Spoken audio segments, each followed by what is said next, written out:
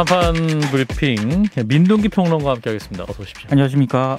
자, 오늘 법원의 가처분 신문에 이준석 전 국민의힘 대표가 출석했습니다. 관련 장면 잠시 듣고 가겠습니다. 오늘 가처분 심리 같은 경우에는 어차피 지난 가처분에서 법원에서 일정 부분 판단을 내린 부분에 대해서 불복하는 것에 대해서 다루는 것이기 때문에 순탄하게 진행될 것으로 믿고 있습니다. 오늘 어떤 부분 예, 현장 굉장히 좀 시끄럽긴 했습니다만. 네. 예. 이준석 전 대표가 낸 국민의힘 개정 당원 효력 정지 가처분 사건에 대해서 서울 남부지법 민사합의 51부가 1시간 동안 이제 신문을 했는데요. 일단 지난 5일 개정된 국민의힘 당원은요. 비대위 전환 근거를 좀 구체화한 게 핵심입니다. 예. 이를테면 당대표 사퇴 시 선출직 최고위원 5명 중 4명 이상 사퇴할 경우, 그 밖에 최고위에서 전원 찬성으로 비대위 설치를 의결한 경우, 이렇게 구체화한 게 핵심인데, 예. 국민의힘이 최고위원 4명이 이미 사퇴를 했기 때문에 새 당원에 따라서 비대위 출범이 가능하다면서 지난 13일 정진석 비대위를 출범을 시켰습니다. 예. 자, 국민의힘과 이준석 전 대표 측 오늘 입장 표명이 있었는데 어떤 내용이었습니까? 이준석 전 대표 쪽에서는요, 당원 개정이 최고위원들이 사퇴한 이후에 이루어졌다는 점을 들어서 무효라고 주장을 했습니다. 그리고 개정 당원은 이준석 대표를 겨냥한 처분적 조항이기 때문에 헌법 11조 평등 원칙에 반한다라고도 주장을 했고요. 반면에 국민의힘은 이 전 대표가 6개월간 당원권이 정지된 상태이기 때문에 당원에 대해서 가처분을 제기할 수 있는 자격이 없다고 반박을 했습니다. 그리고 기존 판례를 보면 현저하게 불공정하고 비합리적이거나 사회상규에 위반된다고 볼 수 있는 예외적인 경우가 아니라면 당원 개정이 유효하다고 승인해 주는 게 맞다. 이렇게도 이제 지적을 했는데요. 예. 한마디로 비상 상황을 어떻게 정할지는 이건 정치적인 의사결정이고 법원의 판단 영역이 아니다라는 취지의 주장입니다. 예. 재판부는 이번 사건은 28일로 예정된 정진석 비대위원장 효력 정지 가처분 사건과 사실상 연계되어 있다면서 이날 두 사건의 신문을 같이 진행하겠다고 밝혔습니다. 그렇군요. 자, 일단은 거의 저희 2달째 같은 질문을 하게 되는데요. 자, 오늘 가처분 신문이 있었습니다. 가처분 앞으로 향후 어떻게 전망될까요? 자, 순서를 바꿔서 미치겠네. 오늘은 김성애 소장님부터 말씀해 주세요. 제가 지난주 답변 와서 저거 와서 그대로 읽어도 아마 모르실 거예요, 다들. 예, 내용이 바뀌는 게 없어서 저는 결론은 한 방향으로 간다고 생각하는데요. 예. 사법부가 정당 사무에 개입하는 게 모양새는 좋지 않죠. 근데 지금 현재 이 문제는 사법부의 판단은 그렇습니다. 정당 민주주의가 훼손되고 있다고 보는 것이거든요. 예. 정당 민주주의가 훼손되는데 대강대강 넘어가자는 마음으로 이걸 그냥 넘겨줬다가는 앞으로 이와 똑같은 일이 비단 국민의힘뿐만 아니라 민주당에도 벌어질 수 있는 거예요. 당대표가 마음에 안 들면 최고위원들끼리 이런 저런 식으로 비대위 만들고 윤리 만들고 이런 일들이 벌어질 수 있기 때문에 사법부가 이를 악물고 저는 지금 재판을 하고 있다고 생각을 해서 이러저러한 과정을 거쳐서 결국 정당 민주주의도 법 질서 체계 안에서 있어야 된다라는 교훈을 남기는 방향으로 진행되게 될 것이 좀 엄격하게 보지 않을까. 즉 가처분이 인용되고 국민의힘 비대위가 또 무력화가 될 것으로 최종 예측하겠습니다. 맨날 똑같이 이렇게 대판하겠습니다. 이제. 근데 어제보다 좀 더 명확하게 하셨어요. 예, 자, 진 작가님. 저는 돗자리는 깔지 않겠고요. 예. 몇 가지 이제 국민의힘 측의 논리를 좀 비판하고 싶은데. 예. 기존 판례를 보면 현저하게 불공정하고 비합리적이거나 사회상규에 위반된다고 볼 수 있는 예외적인 경우가 아니라면 당원 개정이 유효하다고 승인해 주는 것이 맞다 이렇게 말하지 않았습니까? 예. 근데 이 경우가 현저하게 불공정하고 비합리적이에요. 네. 두 번째로는 비대위 전환 근거가 비상 상황을 어떻게 정할지는 정치적 의사결정으로 법원의 판단 영역이 아니다. 이거는 법원의 권위에 대한 도전이거든요. 그렇다면 우리 법원에서 박정희의 긴급조치에 대해서 다 무효 처분하지 않았습니까? 예. 이것도 해서는 안 된다는 얘기입니까? 문제는 뭐냐면 비상상황이라는 말 가지고 법치를 무너뜨렸단 말이죠. 여기에 대해서 법원이 제동을 걸었어요. 근데 이걸 갖다 법원의 판결을 갖다 무력화하기 위해서 들어오는 거거든요. 이건 결국 뭐냐면 사실 한 정당의 법치 시스템을 무너뜨린 것으로 모자라가지고 한 나라의 법치 시스템까지 도전하는 거잖아요. 그래서 사실 저는 이거는 인용하는 게 맞다고 봅니다. 논리적으로는. 인용 가능성이 높겠다. 가능성이 높은지 모르겠습니다. 알겠습니다. 네, 일단은 법률적 얘기는 또 2부에서 신인규 변호사와 함께 얘기를 하면 좋을 것 같고요. 또 이런 가운데 이제 정진석 비대위, 새 비대위가 오늘 첫 번째 회의를 했는데 원내대표 선출 얘기가 있었네요. 그러니까 19일에 새 원내대표를 선출을 하기로 했습니다. 원내부대표 6명이 선관위원으로 참여를 하기로 했고요. 예. 16일 공고 절차를 거쳐서 19일 이제 의원총회에서 이제 원내대표 선거가 치러질 예정인데 당 내에서는 주호영 의원 이제 직전에 비대위원장을 맡지 않았습니까?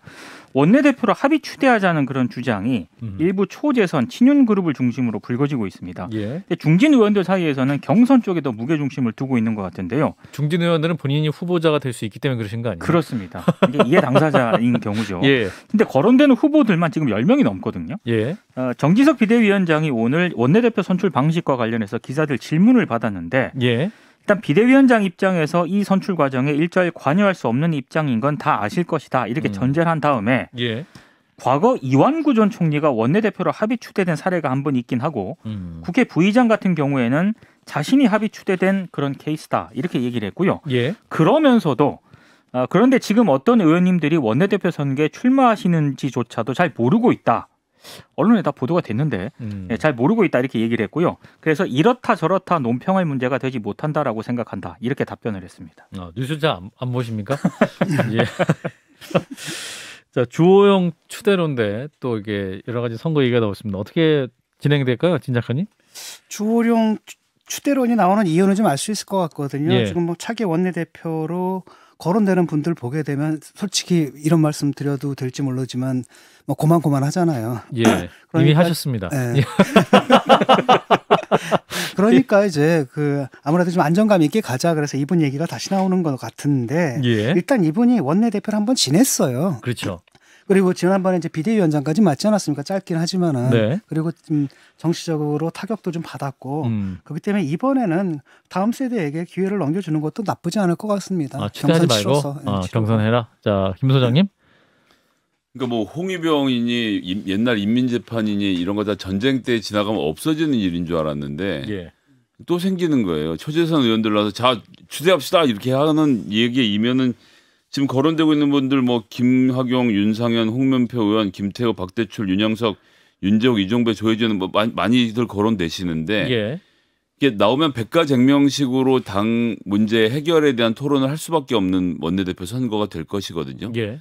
그러니까 당내에서 이견이 노출되는 거죠. 그러니까 이게 윤핵관 싫다는 거 아닙니까? 예. 그러니까 그냥 다 입 다물고 그냥 추대하자라는 얘기를 하는 것인데 그런 얘기를 초재선이 나서서 돌아다니는 이런 모습 이거 옛날에 공산당들이 하던 일을 그대로 반복하는 점이라고밖에 보여지지 않아서요. 되게 불편합니다. 저는 당내 민주주의가 그래도 있는 것이고 비상 상황이라고 하더라도 100명이 넘는 국회의원들이 국민의힘에서 원내대표 뽑을 수 있을 정도의 전 실력이 있다고 보거든요.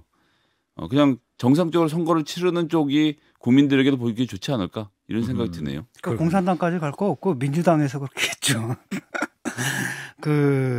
이번에 당내에서 이견이 나오는 것 있지 않습니까? 그건 바람직한 거예요. 정당이 살아있다는 거고 건강하다는 증거거든요. 예. 당내 이견이 안 나오고 이견을 탄압할 때 그 당은 이제 병이 든 거죠. 그러니까 이를 좀 정상적으로 수습했으면 좋겠거든요. 그래서 자꾸 이런 식의 꼼수 쓰지 말고 그냥 상식대로 갔으면 좋겠어요. 민주당은 당대표 선거고 원내대표 선거는 다 선거를 통해서 뽑고 있습니다.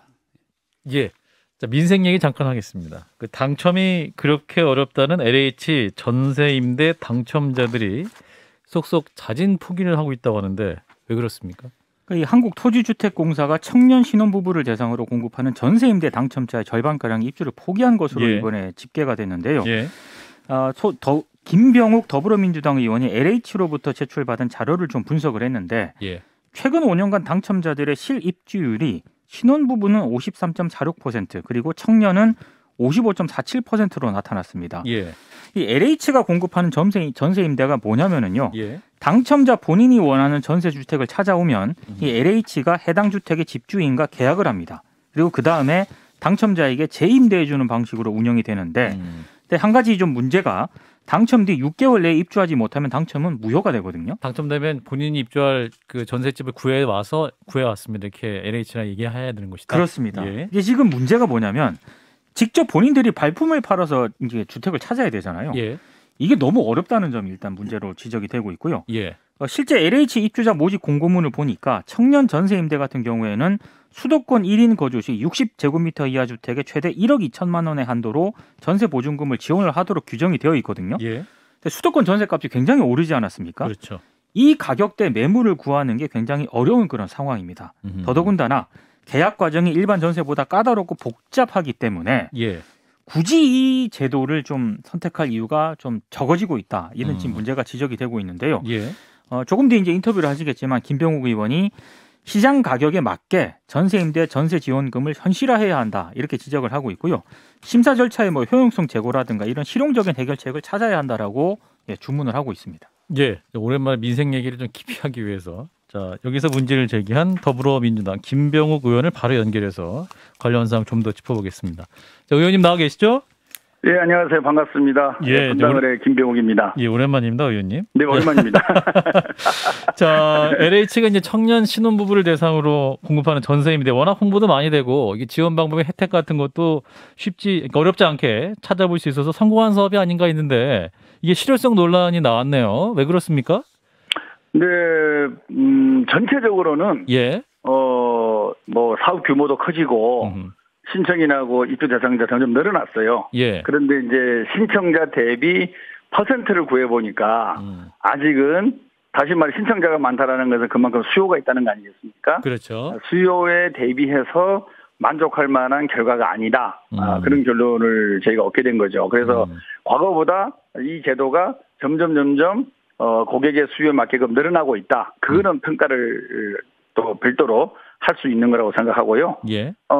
되게 다양한 원인이 있겠지만 이것이 이제 모든 계약의 주체가 LH 아니겠습니까? 그렇죠. 그러니까 계약이 잘 못 돼서도 LH가 책임지는 거고 그리고 집주인과의 관계도 LH가 책임지는 거고 하다 보니까 예. LH가 집주인과의 계약을 체결하는 과정에 있어서 아무래도 좀 까다로울 수밖에 없겠죠. 권리 분석이라든지 예. 그다음에 그 주택에 대한 그 법적 무슨 하자가 있는지 없는지 이런 것들을 꼼꼼히 볼 수밖에 없다고 생각하고요. 그러다 보니까 이제 권리관계가 좀 깨끗하고 누가 보더라도 문제가 없는 집에 한정돼서 전세 임대가 있을 수밖에 없다고 생각하고요. 예. 아까 이제 기자분 말씀도 있었지만은 이제 금액도 문제죠. 이게 2018년도에 수도권이 1억 2천이거든요. 1억 2천만 원 한도. 예, 이것도 너무 적다. 예. 근데 이제 18년부터 매매가와 전세가가 많이 급상승하지 않았습니까? 그렇죠.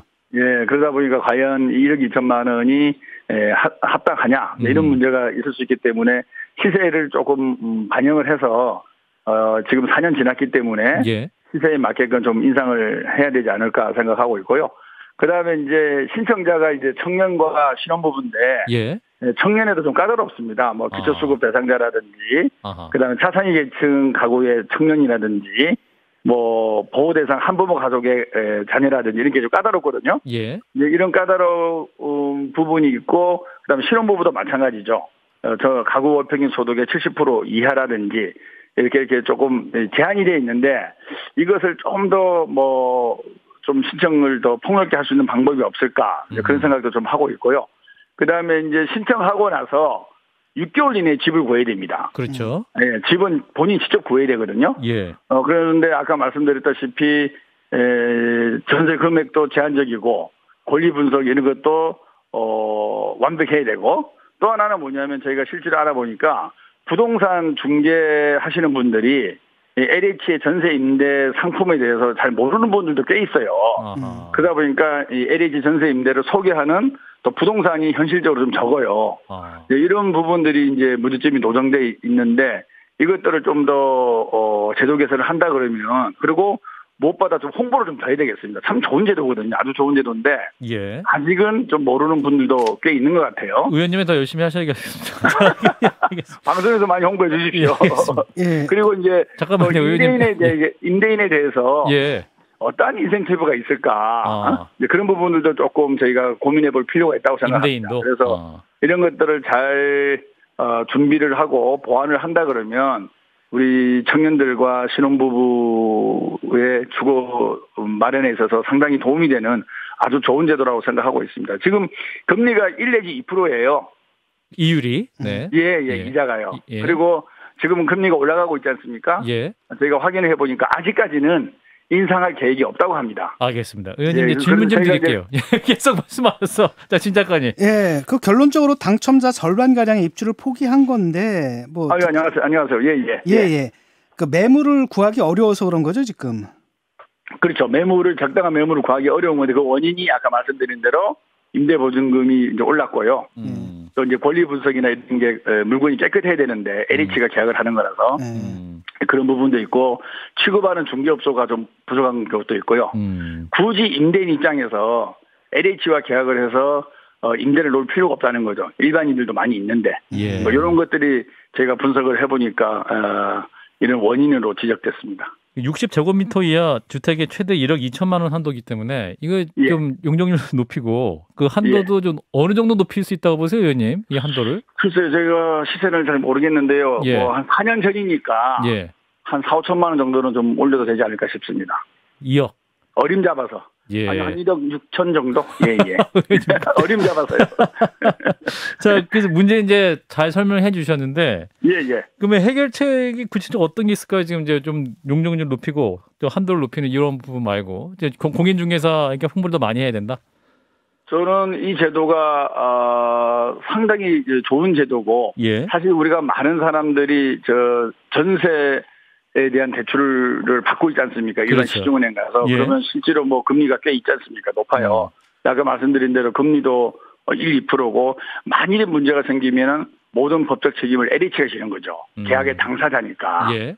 예, 그래서 상당히 우리 청년들과 신혼부부에게는 아주 바람직한 제도인데요. 아직은 조금 이 제도가 있다라는 것을 모르는 분들이 꽤 있는 것 같고요. 예. 두 번째는 아까 말씀드린 좀 더 부동산 중개업소가 예. 이 부분에 대해서 좀 더 관심을 갖고 동네에 좋은 물건들을 좀 확보를 해주시면 청년들이나 신혼부부가 와서 이런 그 주거 공간을 구할 때 이런 좋은 물건이 있습니다라고 바로바로 연결을 해주면 예. 상당히 우리 청년들과 신혼부부에게 좋은 조건으로 전세 자금을 대출해 주는 거거든요. 예. 그런데 아직은 이제 부동산이나 이런 데서 LH 관련 전세 임대 물건을 취급하는 업소가 그렇게 많지가 않더라. 이게 또 시장의 분석이고요. 그리고 이제 임대인들도 좀 적극적으로 LH와 전세 계약을 맺을 수 있는 뭔가 인센티브가 좀 있어야 되지 않을까.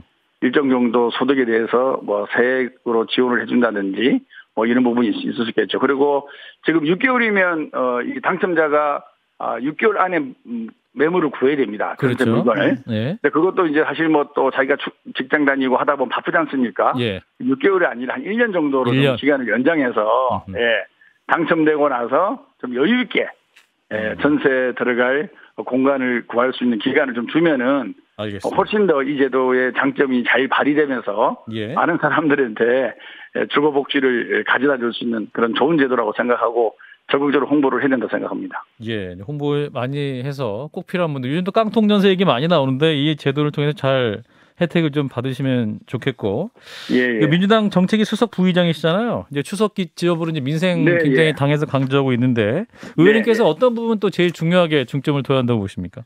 아무래도 저희는 이번 가을 정기국회가 민생에 다가설 수 있는 그런 국회가 되리라고 생각하고요. 저희가 이제 윤석열 정부의 최근에 발표된 정책 중에서 슈퍼리치에 대한 초부자들 말하는 거죠. 슈퍼리치에 대한 감세는 좀 문제가 있다고 생각합니다. 예. 특히 3천억 이상의 법인세를 납부하는 초우량 기업에 굳이 어려운 시기에 부가재정이 많이 필요로 하는 이 시기에 굳이 이 법인세 감면을 해주는 것이 과연 정책 효과를 발휘할 수 있을까? 법인세를 감면해주면 그 감면된 돈으로 투자를 활성화하고 투자를 통해서 기계 설비도 구입하고 고용도 창출하고 이런 것들이 선순환을 기대하는 거 아니겠어요? 예. 근데 사실 이것이 증명된 게 없습니다. 그래서 법인세 감면의 효과가 증명되지 않은 그런 일종의 하나의 제도인데, 지금 그리고 이제 코로나 이후에 여러 가지 뭐 가계부채의 위험이라든지 산업 구조조정이라든지 정부가 돈을 쓸 곳은 많이 있는데 이런 부분에 대해서 조금 정부가 판단을 잘못하고 있지 않은가 싶어서 알겠습니다. 슈퍼리치에 대한 감세 대신에 기초노령연금을 30만에서 40만 원으로 인상해 준다든지 아동수당을 10만에서 20만 원으로 인상해 준다든지 그리고 대중교통을 이용했을 때 50%를 국가가 지원을 해준다든지 그리고 지금 쌀값이 아주 폭락하고 있습니다. 원래 농민들이 삶이 어려운데요. 이런 쌀값 폭락을 알겠습니다. 막기 위해서 정부가 특단의 조치를 한다든지 예, 뭐 의원님 이런 정책 부분에 대해서 이슈는 저희가 많은 예. 지금 법안과 정책을 준비하고 있습니다. 예, 그 이슈 나중에 따로 모셔서 또 깊이 있게 좀 들어보면 그럴까요? 좋겠네요. 네. 예, 예, 알겠습니다. 의원님 고맙습니다. 네, 다음에 또 뵙겠습니다. 예, 더불어민주당 김병욱 의원이었습니다. 자, 이재명 대표 얘기 좀 해보죠. 오늘 본인 수사와 관련해서 정부에 아주 강력한 메시지를 냈는데 어떤 내용이었습니까? 정부도 정쟁 또는 야당 탄압, 정적 제거에 너무 국가 역량을 소모하지 마시라 이렇게 얘기를 했습니다. 오늘 국회 최고위원 회의에서 언급한 내용인데요. 예. 모든 정치의 목적은 국민의 삶을 개선하는 것인데 대리인으로 충직하게 국민 삶을 개선하는 데 집중하겠다 이렇게 얘기를 했습니다. 자신을 향한 검찰 기소라든가 청남 FC 후원금 의혹과 관련해서 이거를 야당 탄압, 정적 제거로 이제 규정을 했고요. 제1야당의 수장으로서 민생 챙기기에 주력하겠다는 뜻을 내비친 것으로 언론들이 해석을 하고 있습니다. 네, 국민의힘 쪽 반응은요? 권성동 국민의힘 원내대표가 이제 페이스북을 통해서 입장을 내놓았는데요. 예. 이재명 대표에게 야당 탄압 프레임은 절대로 작동할 수 없다.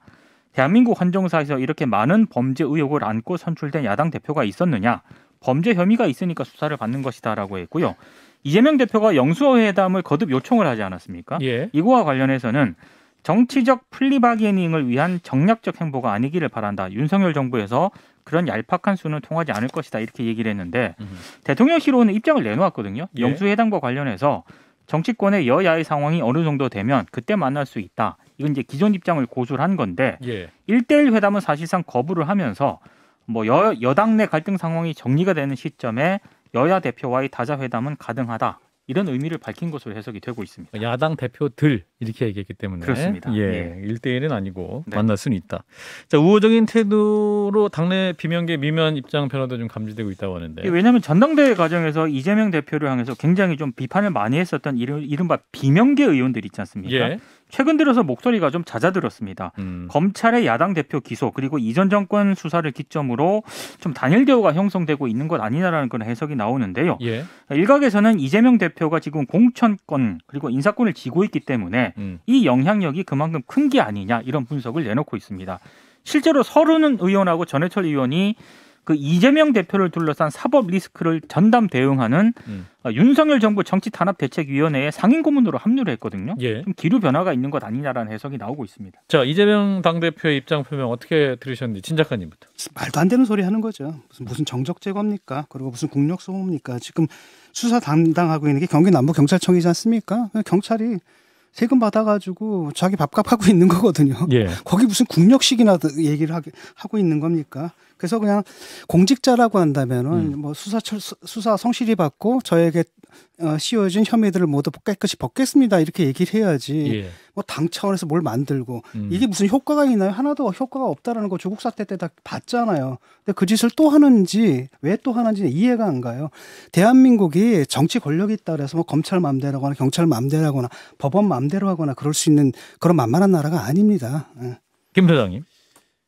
윤석열 대통령 추석 민생행보 쭉 하시면서 이 보도는 여의도 정치와는 거리를 두는 윤석열 대통령 이렇게 묘사를 하고 있어요. 예. 근데 민생에 집중하려면 여의도 정치하고 바짝 붙어야 되거든요. 대통령께서 입법부가 갖고 있는 힘에 대해서 아직은 좀 생각을 안 하시는 것 같은데 당장 정무수석이 해외 순방 다녀오면 대통령과 야당 대표 면담 주선해 보겠다는 얘기를 하자마자 같은 대통령실에서 또 다른 팀에서 이건 저 상황 진정되기 전에는 안 된다는 말은 내년 1월에 여당 당대표 뽑을 때까지 안 만나겠다는 얘기 아닙니까? 예. 이런 식으로까지 대화를 단절해 가면서 할 필요가 있는지 수사는 진 작가님 말씀하신 대로 경찰이 하는 것이고 그리고 그런 무죄 추정 은처격도 당연하지만 야당 대표가 플리바게닝이라뇨. 그럼 윤석열 대통령 만나서 저 좀 봐주시면 제가 이렇게 정책에 협조하겠습니다. 이런 얘기를 이재명 대표가 할 거라는 말은 이 자체가 이제 권성동 대표 좀 지나친 말이라고 생각하고요. 예. 어떤 여야에다가 즉 정부까지 함께 만나서 민생과 관련된 대화를 했으면 좋겠는데 대통령이 그런 시도를 너무 안 하시는 것 같아서 좀 아쉽습니다. 네. 자, 비명계의 당내 기류 변화가 있다 이렇게 말씀 주셨는데 내일 이제 김종민 의원을 좀 만날 예정인데 공천 앞에 장사 없다. 예, 일단 직접 확인을 좀 해보도록 하겠습니다. 민동기 평론가였습니다. 고맙습니다. 고맙습니다. 좋아요? 구독. 알림 설정.